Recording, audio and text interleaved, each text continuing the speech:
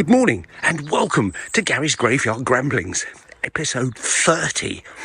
Now, I did promise a very special episode 30 to celebrate. By the way, I'm not out of breath and I don't need to see a doctor. I'll just say hello to... did we pass? Where's Margaret's bench? Oh, it's gone. Margaret's bench has changed, you see, to there. With a nice view, but I can't possibly do my report. My blog, the world's least watched video blog from there. No, I'm going to go back round to my usual spot because this, my dears, is an election special. Now, I just want to show you something on the way. Can you see this? I've just noticed that. It says Smith Base.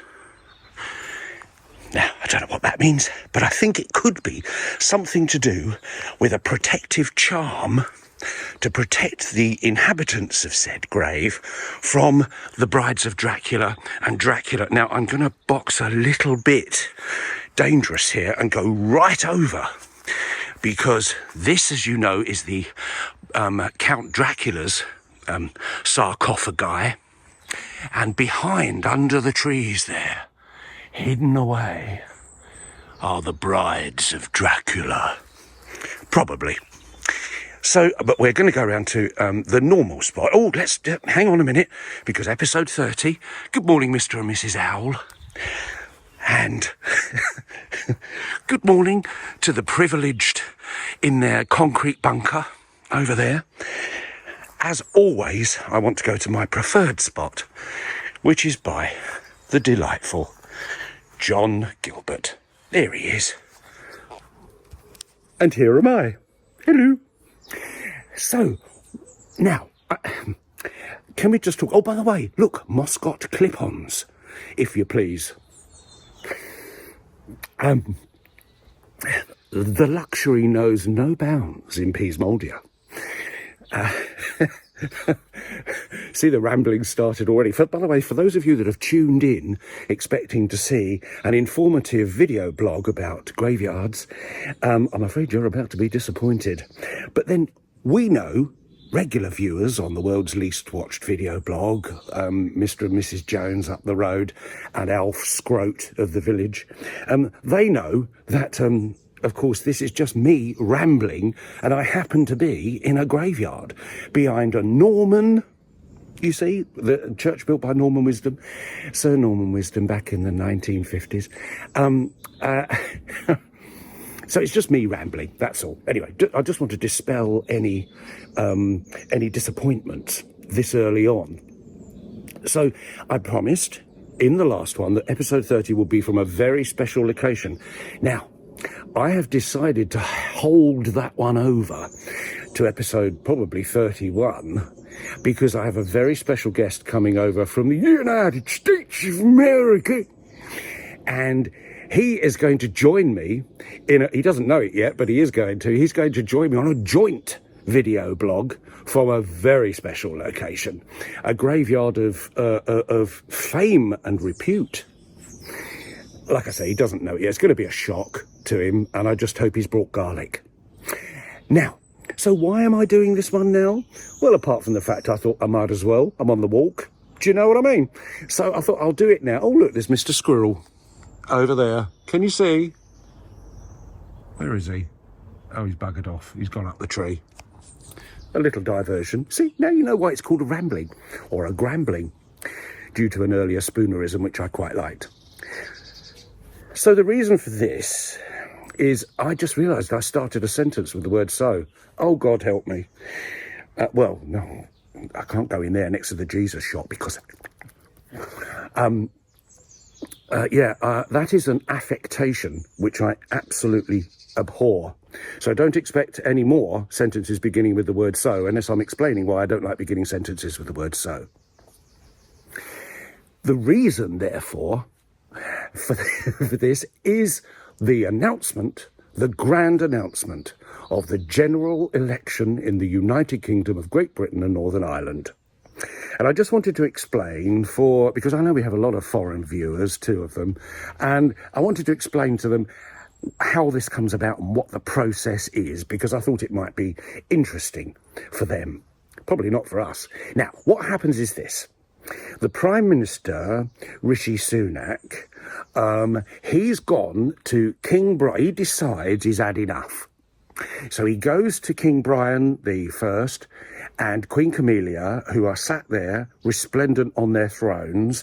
And in the latest painting, as you would have seen of King Brian, we would have seen him as he finished up after the grand tomato throwing festival in Spain, where he was on a royal visit at the time, and then a painter whipped out from behind a building, from behind a bodega, and quickly knocked off this painting of Brian smothered in tomato paste. So they're sat there with their crowns on, looking resplendent, well, as much as they can, King Brian, Queen Camellia, and then each MP has to come up and genuflect in front of them. Rishi Sunak, the Prime Minister, the current Prime Minister, who's going to be there and then will soon be sacked, is going to go up first and say, "Good morning, Mum," and then, "Good morning, Your Highness," thanks to Bottom.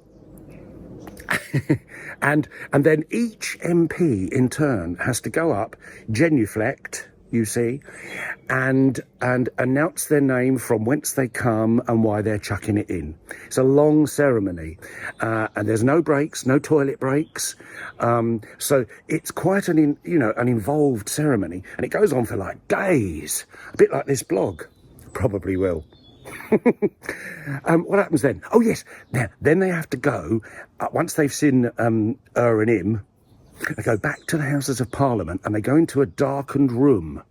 Now, this is where it starts to get very mysterious, because they each have to sign what's called the Chiltern Hundreds. And the Chiltern Hundreds is a special form that every MP who's about to go up for re-election has to sign in a darkened room with a goat and a trowel. And nobody really knows, except them, what really happens in that room.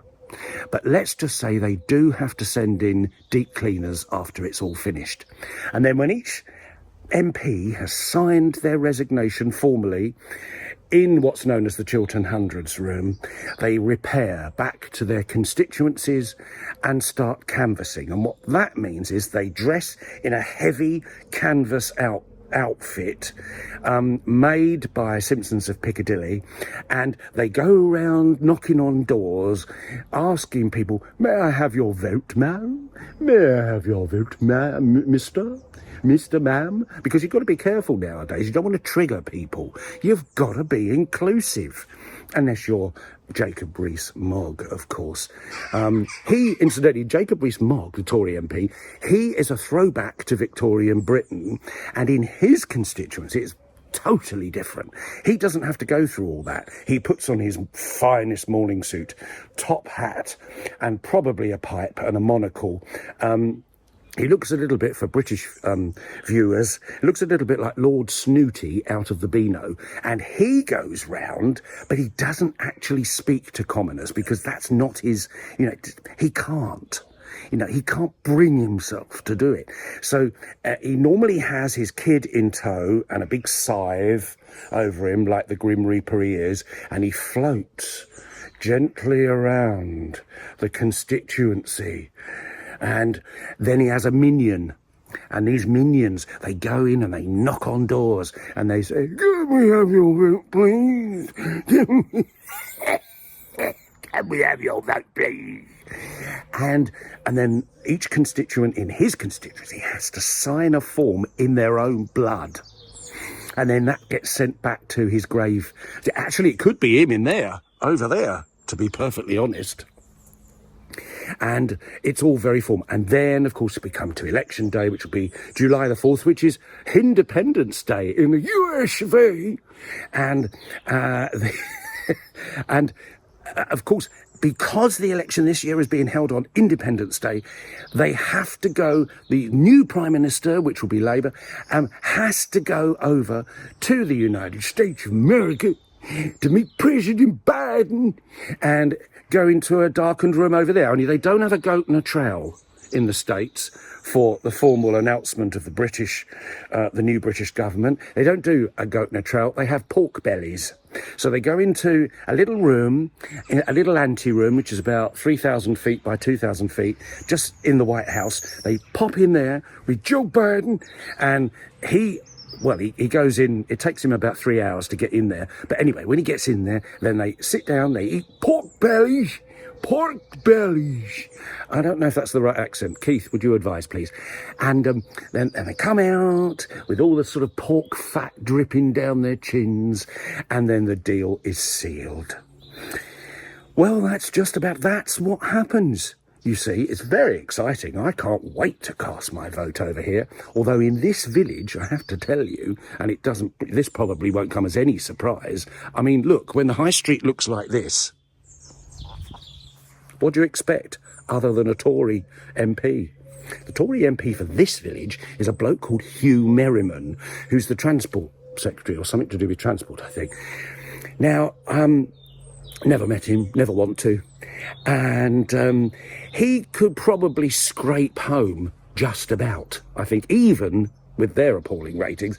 But then the Tories could put up a bowl of pears for election in this constituency and it would get elected, because the people round here, if they're not dead, are so rich that they couldn't possibly have a gobshite from the Labour Party or someone from the Liberal Democrats and the Liberal Democrats, by the way, have you noticed their leader, Ed Davey, he wanders around looking like he's got a smell under one half of his nose and he doesn't really know where he is or why.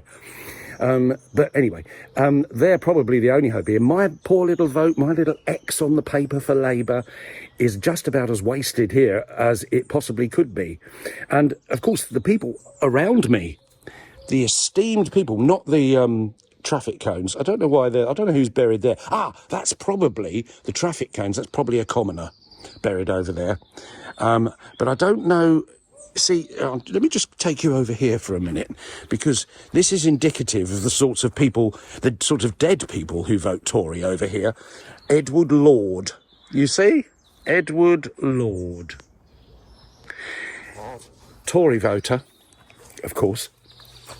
So I'm going to end on that note here, and I'm going to say my usual sign off in a minute, but I just want to say, do watch out, please, for episode 31, because it will be spectacular. I promise you it will be spectacular. It really will be. Which will be a video blog with me and Keith Flappin from America, who's coming over. He'll kill me for doing that. But then I fully expect him to take the merciful P out of my accent too. He's great at English accents. But you'll see. And in the meantime, I'm going to say goodbye. Have a lovely weekend. Look at how glorious it is here. And I should just say, salute.